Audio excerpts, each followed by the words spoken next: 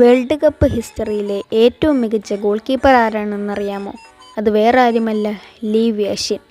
1929 ജനനം.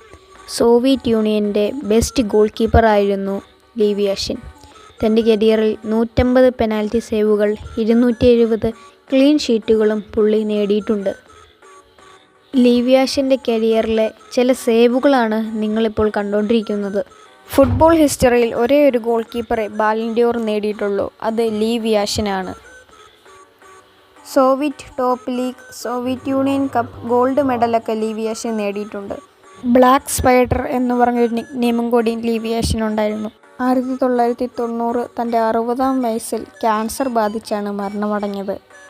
World cup ഹിസ്റ്ററിയിലെ ഏറ്റവും മികച്ച ഗോൾ കീപ്പർ ആരാണെന്നറിയാമോ? അത് വേറെ ആരുമല്ല, ലീവ് യാഷിൻ. 1929 ജനനം. സോവിയറ്റ് യൂണിയൻ്റെ ബെസ്റ്റ് ഗോൾ കീപ്പറായിരുന്നു ലീവ് യാഷിൻ. തൻ്റെ കരിയറിൽ 150 പെനാൽറ്റി സേവുകൾ, 270 ക്ലീൻ ഷീറ്റുകളും പുള്ളി നേടിയിട്ടുണ്ട്. ലീവ് യാഷിൻ്റെ കരിയറിലെ ചില സേവുകളാണ് നിങ്ങളിപ്പോൾ കണ്ടുകൊണ്ടിരിക്കുന്നത്.